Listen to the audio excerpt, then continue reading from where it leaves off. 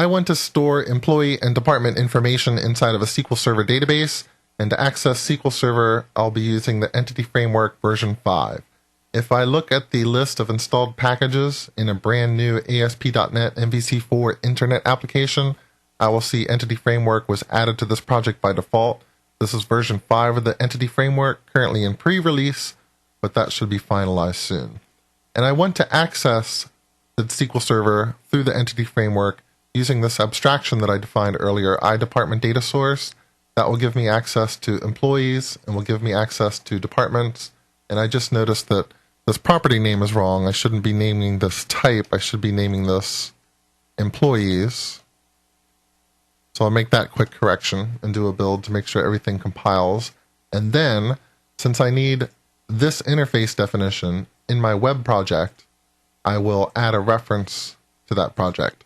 So right-click, add reference, go to the reference manager, select emanager.domain, click OK, and now emanager domain is a reference in my web application, and that means I should have access to that type.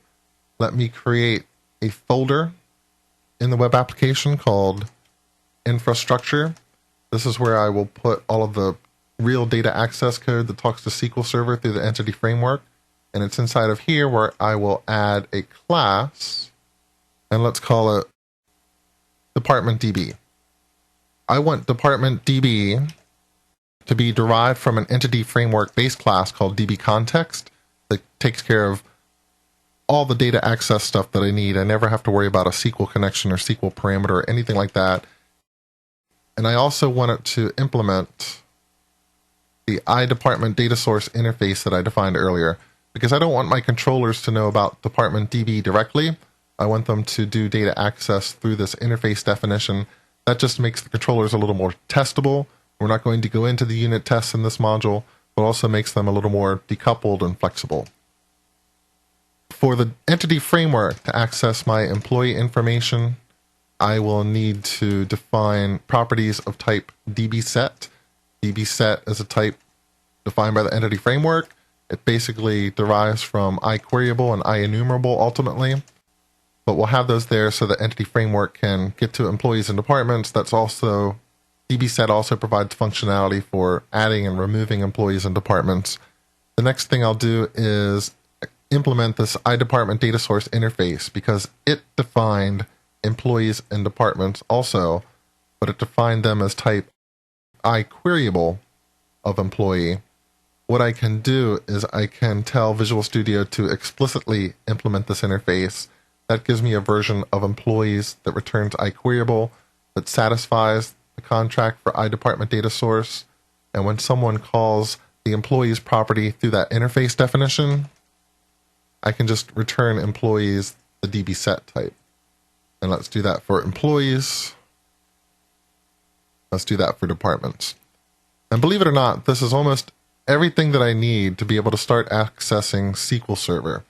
In fact, this is just about everything that I need to create a database in SQL Server, because the Entity Framework version 5 has what we call code-based migrations, where it can simply look at your DB context class, see what DB sets are available, look at the definition of employee, look at the definition of department, and generate a SQL Server schema from those type definitions. Let me show you how that works. I'm going to open up the Package Manager console, so the NuGet Package Manager console. Make sure my web project is selected, and tell the Entity Framework that I want to enable migrations in this project.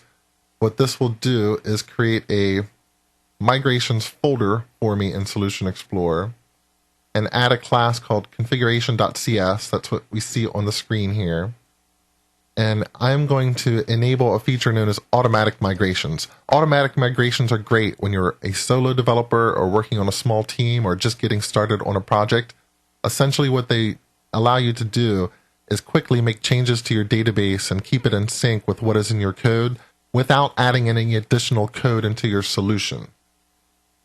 If you're in a situation where you need a little more process or you have a DBA involved, you might not be able to use automatic migrations, but they're going to suit our purposes just great.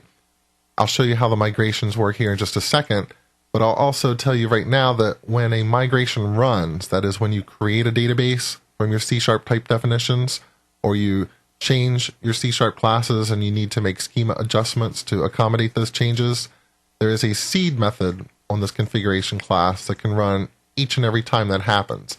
And seed allows you to initially populate the database with some information. So every application typically has some sort of lookup table or multiple lookup tables that contain static data, things like a list of countries or a list of postal codes. It's the seed method where you can make sure your database is initially set up with that information. And let's say that I initially want to seed the database with some departments, just to make sure they're in there right from the very beginning.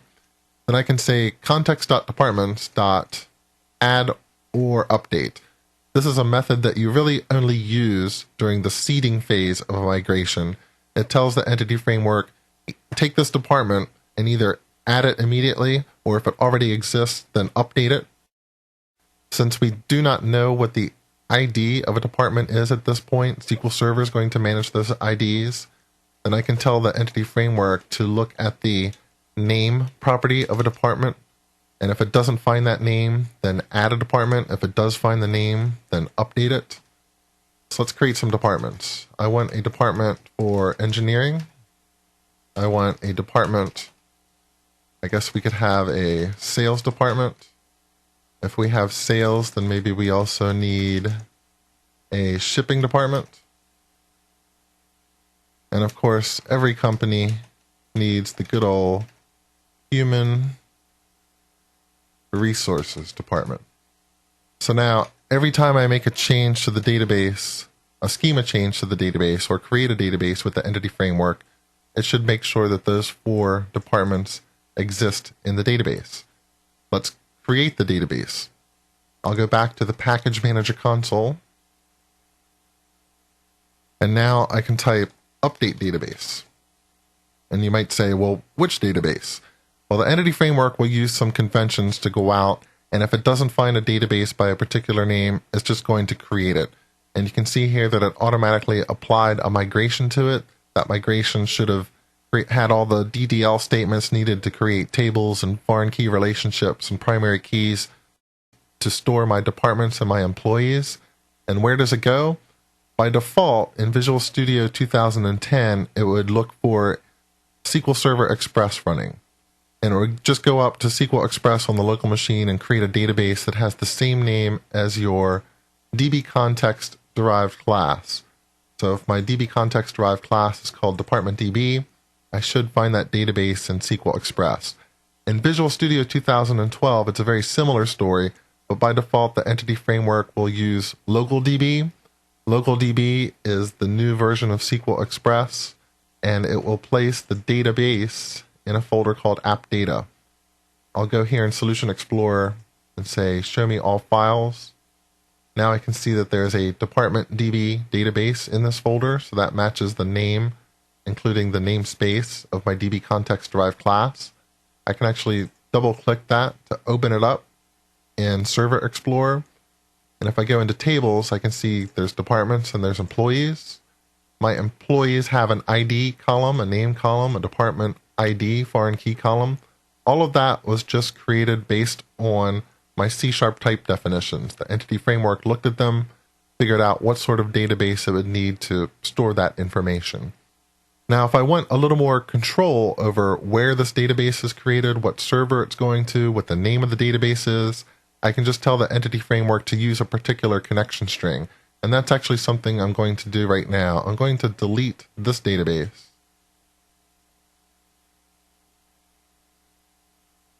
Make sure that it's removed from App Data. And then in my Department DB class, I'm going to add a constructor.